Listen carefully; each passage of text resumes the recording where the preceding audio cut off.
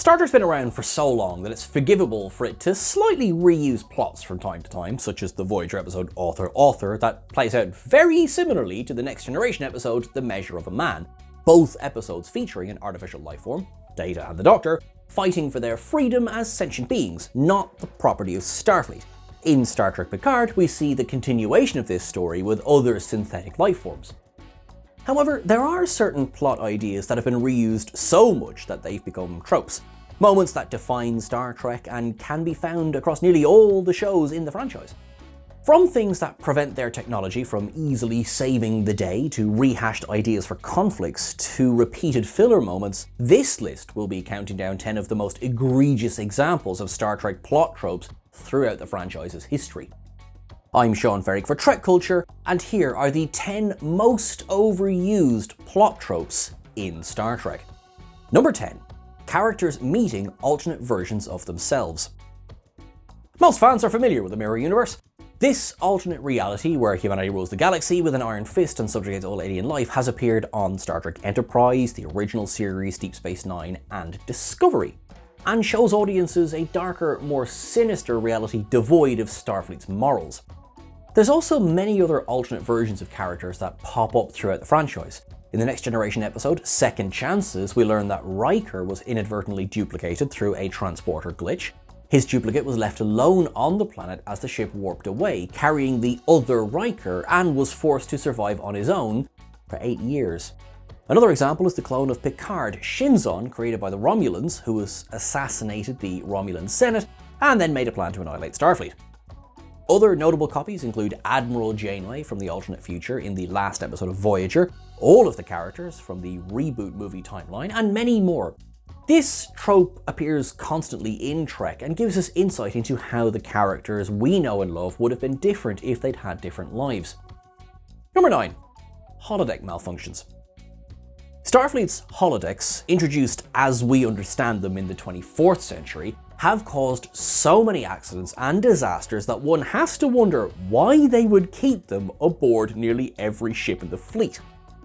Just to name a few malfunctions, there were the holograms who were inadvertently made self-aware, such as the Moriarty hologram from the Next Generation episode Elementary Dear Data, as well as the hologram Badgie from the Lower Decks episode Terminal Provocations, who glitched and became evil and murderous. In the Voyager episode Bride of Chaotica, some photonic life forms mistook the ship's holodeck simulation for the crew, eventually getting in a war with the hologram characters they encountered.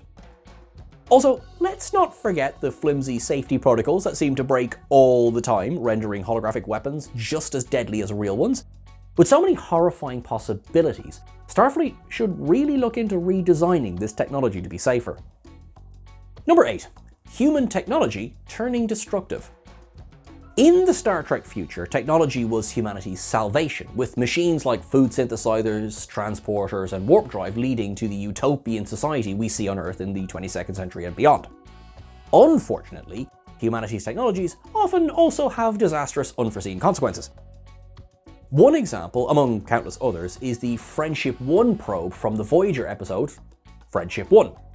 Friendship 1 was a deep space probe launched from Earth in 2067 with the purpose of making contact with new alien species.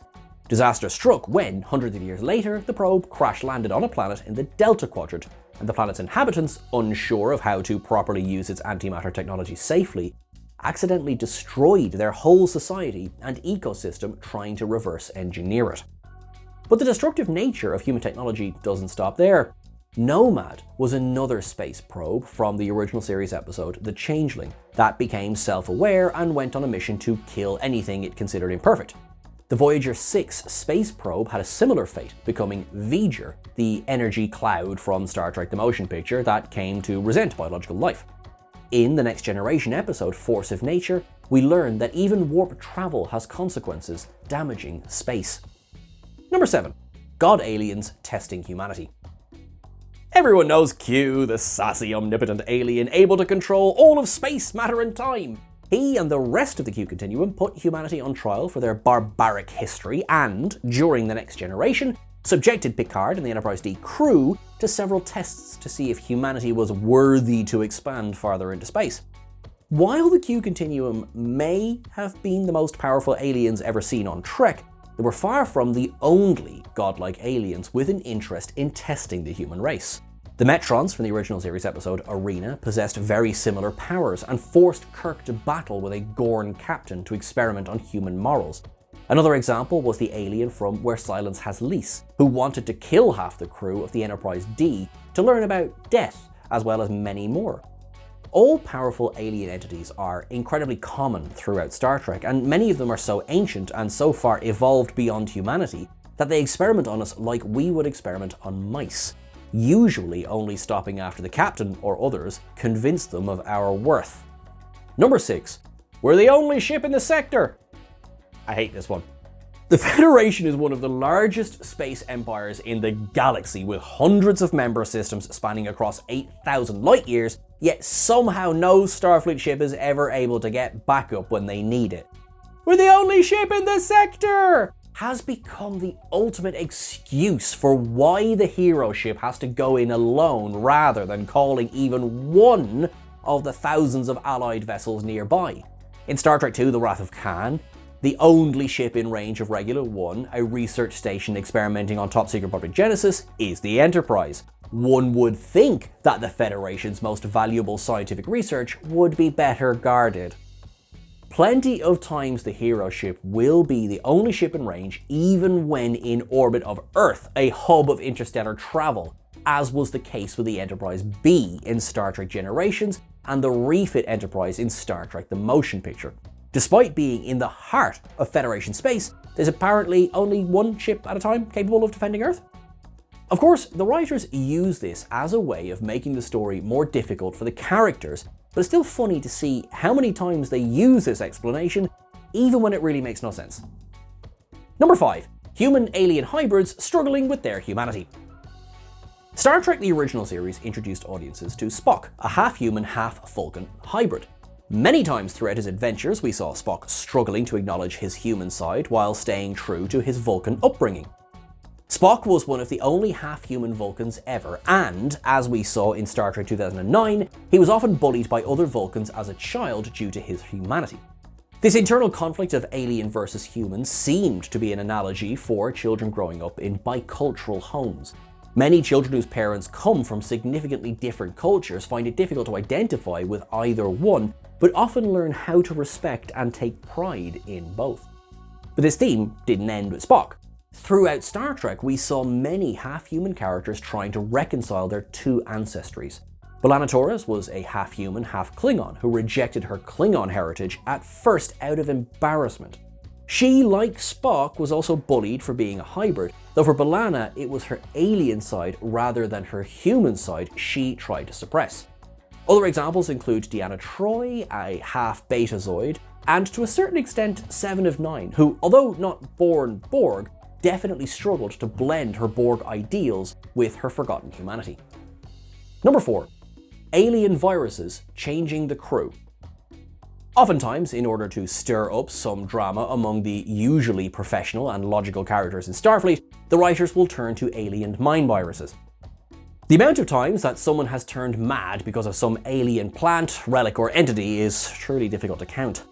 The most well-known example is, of course, in the original series episode The Naked Time, in which a mysterious contagion swept across the Enterprise and caused the entire crew to lose their inhibitions and act drunk, many of them getting very intimate with each other.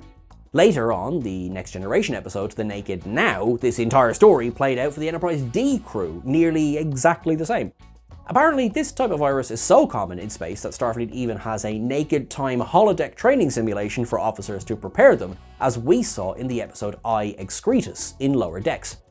Additionally, in the original series episode This Side of Paradise, Spock turned against Kirk due to the effects of psychedelic alien spores, and in the Lower Decks episode Second Contact, a bite from an alien insect turned into a zombie-like pandemic that spread through the Cerritos crew.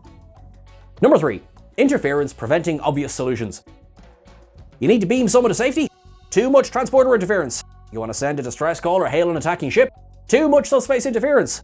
There are entire compilations of characters from Star Trek saying these lines again and again countless times, and they've become the biggest excuses for when the writers don't want Starfleet's miracle technology to just save the day no problem. It makes sense that these devices would experience interference from certain phenomena, but it is funny how they only seem to have these issues in the heat of battle when they need them to work most, never when just calling a starbase for a mission briefing or beaming some diplomats aboard.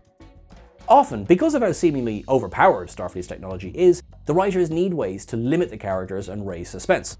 The interference solution is just one way to do this. Number 2. Destroying computers with paradoxes. The biggest weakness of technological life in Star Trek appears to be logical paradoxes. Many robots, when exposed to nonsensical statements or contradictory orders, can and have completely self-destructed and died. Kirk was able to talk at least 4 synthetic lifeforms to death in the original series episodes: The Return of the Archons, The Changeling, I Mud, and The Ultimate Computer, usually just by stating some obvious facts that contradict the robot's beliefs. In the Next Generation episode, I, Borg, Data and Geordi are even able to design a paradoxical geometric shape so impossible that if the Borg assimilated it, they would be so confused it could hypothetically destroy the collective. So far, only highly advanced artificial lifeforms, such as Data and the other androids of his origin, have been able to make sense of these paradoxes, or at least ignore them like humans do. Less sophisticated robotic brains cannot handle being confused, apparently. Number 1. Characters being stranded on a planet and forced to work together. What better way to get 2 characters to know each other than by having them both stranded on a planet, forced to work together to survive? This was the plan of the Temerians from the iconic Next Generation episode Darmok, who forced their captain and Picard to go through an adventure together alone on a planet in order to teach Picard their language. Shared struggles build strong bonds, and we see this happen many more times. In the Next Generation episode The Enemy, Geordi must cooperate with a Romulan while trapped on a planet ravaged by violent storms, and in the Enterprise episode Dawn, Trip Tucker learns about the Arconian people while stranded with an Arconian, awaiting rescue on a desolate moon. In all of these cases, the characters are forced to help each other in order to survive. This is a really cool way of having these characters learn and grow. That's everything for our list today, folks. Thank you so much for watching along. You are awesome. You are wonderful. Please, if you haven't already, subscribe to the channel. It makes such a difference when you do, so thank you very, very much. Please make sure that you like and share this video as well.